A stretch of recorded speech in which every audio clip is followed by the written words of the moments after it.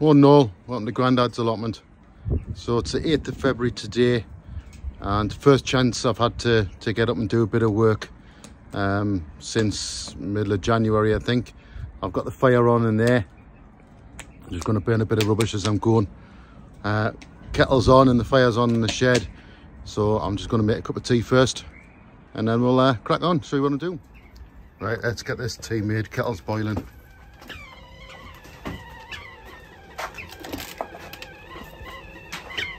Time for tea.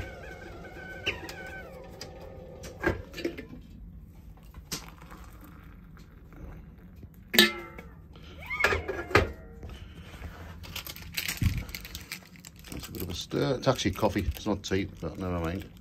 I didn't have any bottles of milk to bring.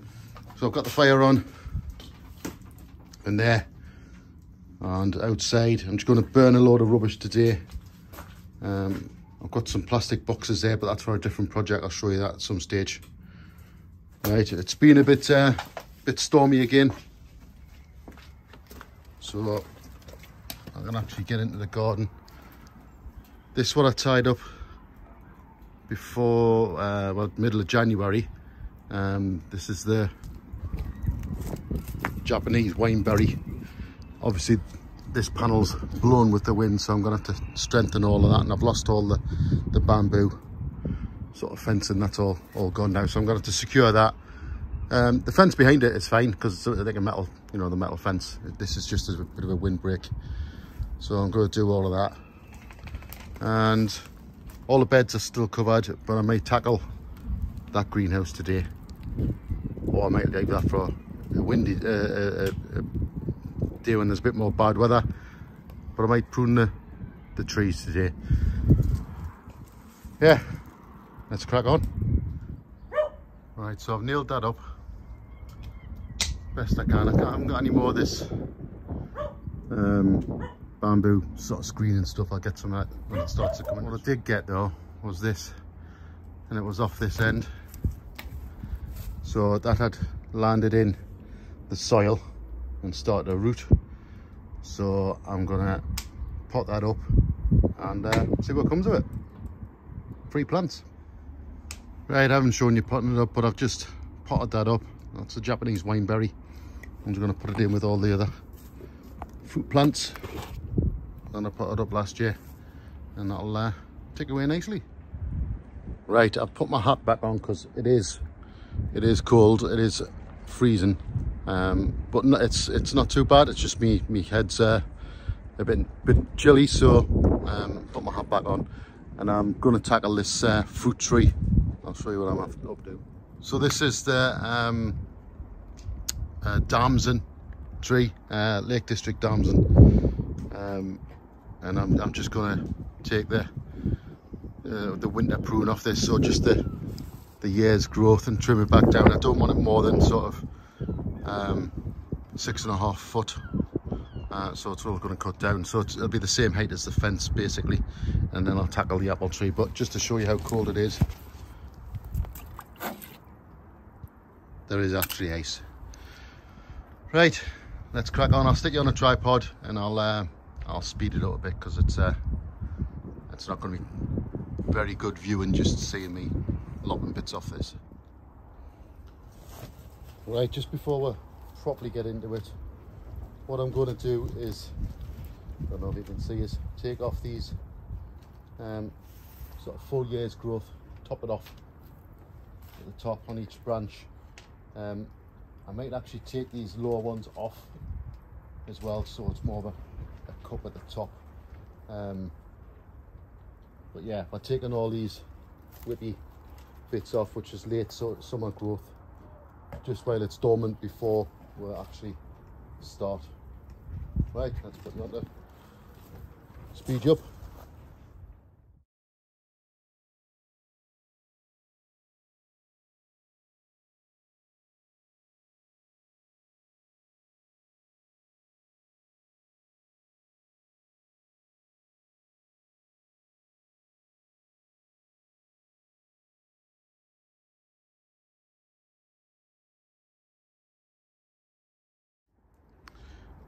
Right, so what I've done, I've topped off all the sort of this year's growth. There's a one there, which you can just see, which I'll take off, but I'm going to do a little bit more on there, and there's a few on there, but I'm going to do a little bit more on there, but I'll show you what I'm doing. I've also taken a few out along the bottom just to make it more of a goblet shape, and this one was coming across the middle and getting in the way of everything. So I just want to open things up a little bit, because it gets too congested. So I don't know if you can see here, this is what I'm going to do next, is take out any sort of dead wood, any bits that are crossing and are going to get damaged. I don't know if you can see this one here. This is actually, you know, they're all touching each other, so it's getting damaged there. I don't know if I can get it from this side, crossing here, so it's getting damaged there, so that's when it's going to cause problems later on. So what I'm going to do is take out this one here, which is kind of in the middle and growing in the middle and getting entangled, so that's going to come out, and then I'm going to lop a bit more of these ones off the top so you can see for the sun. But yeah, I'll do that, and then I'll show you what I'm going to do, because obviously I've got fresh wounds on there, so I'm gonna paint them, so I'll show you that as well. Right, so I'm going to take this one out in the middle.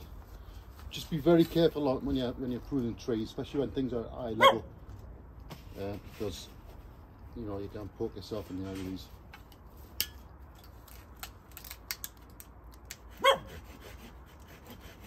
So I'm just cutting this off, and I'm cutting it at an angle as well, so that when it, you know, if it does rain, the rain will run off it. But I'm going to paint these wounds. It's the first time I've done a serious prune on this tree. It's probably about 5 or 6 years old now. In the last 2 years, we've started to get the Damsons on it. Not masses, but more each year. So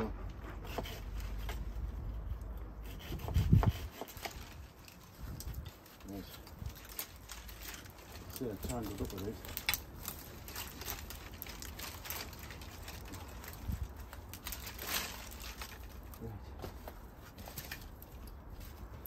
So I'm going to tidy it up a bit. When I'm pruning back as well, I'm leaving at least 2 buds on. Just try and take the tops off a bit, so it's not too high. They don't like you having fruit trees obviously getting too big, so you've got to keep on top of it. But if you do a decent prune in the summer and a prune in the winter, you should be able to keep it at a manageable level as well. You don't want to get them too big, because they're not going to be able to pick the fruit either. So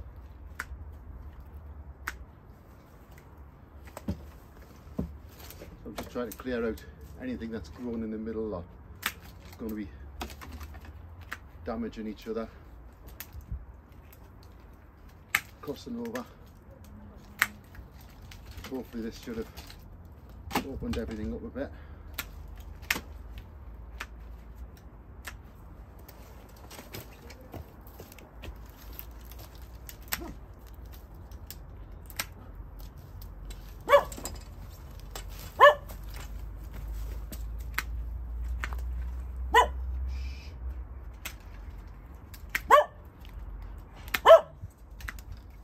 Sorry, there's just people coming in. Allotment, that's how the dog's barking. A little bit. Right, that'll do. I'll go and get the paint. Right, back in. So I've got this stuff, not that, this stuff which is fruit tree grease. I've just got it in a pot of hot water, really, just to melt it and soften it up a bit, because it is really, if you can see, thick. And so I'm just gonna, this is what you normally put on the bottom of trees as well, to stop the the bugs and that crawling up over the winter. I think I've showed you that on a video before. Let's get this on. I've got a couple of wounds there. I'm just going to paint this on just to protect them, and that'll stop anything getting in, any water lying on it.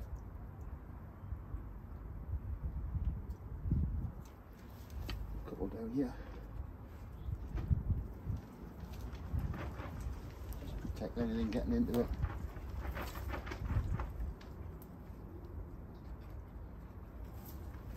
There we go. So you can see the two wounds I've painted up there. That should protect everything. So I'll come back and let you have a look. I'm going to start on this apple tree and this apple tree. Not much on this one because I've already done that earlier, but there is some coming up. So what I'll do, because this is your fruiting tree for this year, so I'll cut and leave 2 buds on, and that's what they'll fruit on this year. All of these are your fruiting spurs for this year. So I'll do that. There's a bit of a bramble there, needs cutting back, so I'll crack on with this. Right, I've just come in to the shed to have a bit of a cut back because it's actually starting to snow. So I'm not going to get much more done out there today. I've done the apple tree, I've done the Damson tree, I've done the Spartan apple tree in between. On my way out I'll show you that, but I don't know if you can hear it, but it's misty, sort of drizzly type snow, sleety stuff. It was forecast for snow today, but it was such a clear day this morning. I thought I was off work, so I thought I'll get up to do it. I've started a new job now, so started at about a fortnight ago. So it means I'm more local. I'm going to be able to get a bit more time on the plot. I'm also working shifts as well, so that means I get days off during the week, and I'll not get tied up with you know, weekends. Coming down on a weekend is great, but obviously that's the time that you're with your family and that as well, so you don't want to spend too much time out on the plot and not with your family. So at least if I'm off during the week and some weekends, I can get down here when everybody else is at work and plot on. So just you've got to be careful with the Damson trees because they've got spikes and barbs on them, and I just when I was picking the rubbish up that cut off, I've just stabbed a barb through my thumb and through my gloves. So I'm just gonna have a bite to eat, and I'll see what I can do in here. I'll catch you in a bit. Right, I just thought I would, because I've just knocked myself up something to eat while I'm waiting for the snow to die down a bit. So I thought I would knock myself up a little campfire cheese toasty. So does anybody else cook on the plot? If I'm here for the day, I'll tend to want, you know, rather than bring sandwich, I'll you know, cook something. Especially in the winter when you need something a bit hotter. I don't know if you can see, but it is still freezing cold and there is ice outside, so I'm not sure what the temperature is, but it's got to be, you know, just over the minus figures I would have said. But thought I would do myself a quick cheese toasty, so I brought the bread and the cheese with us. I've got my next one. My next one's ready in my pan there, so let's put this out of the way. I'll put it on my plate, I suppose.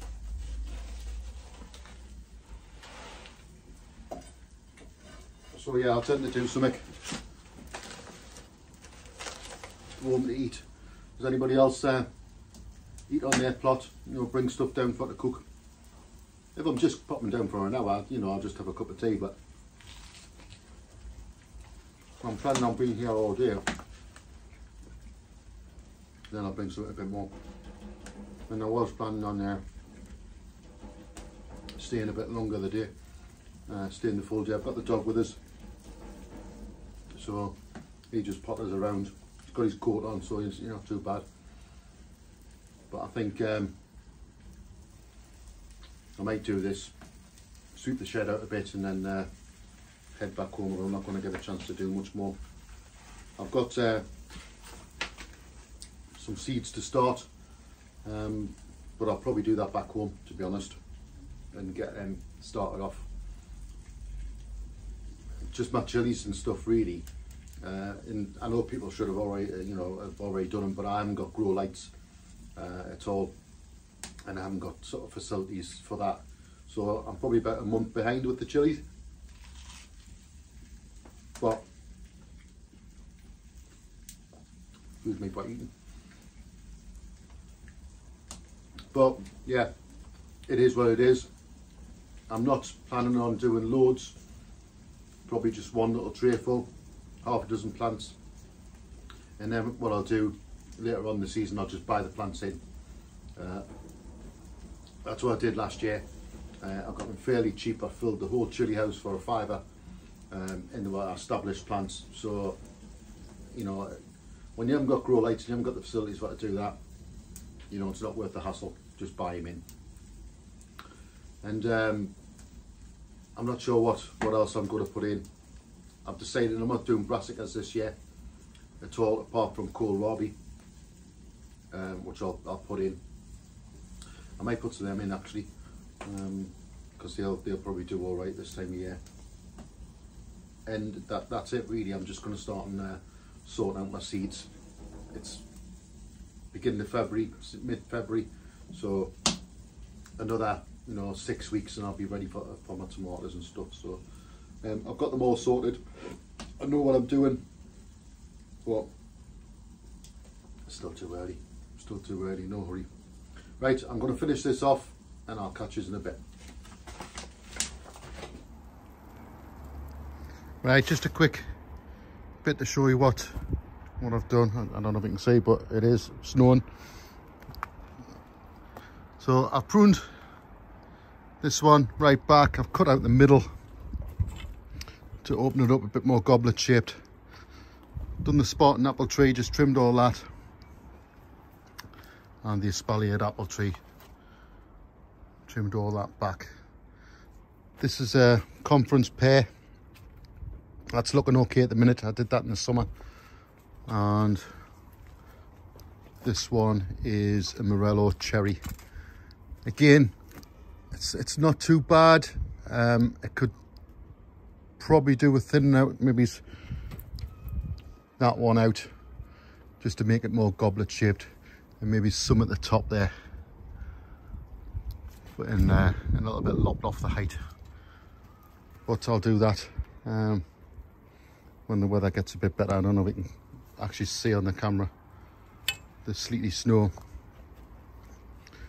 I've cleaned out the greenhouse a bit, got rid of the tomato plants which were still in. I've still got to go through obviously the grapevines and get the leaves off there, but I've just put the kettle on again. I'm gonna have a quick cuppa, wash the dishes, and then pack up and go home. I've just burnt all the leaves from the tomato plants, just to get rid basically. Right, cup of tea time, then I'm away. Right, just got back home guys. Thanks for watching, liking and subscribing. I'll catch you on the next one.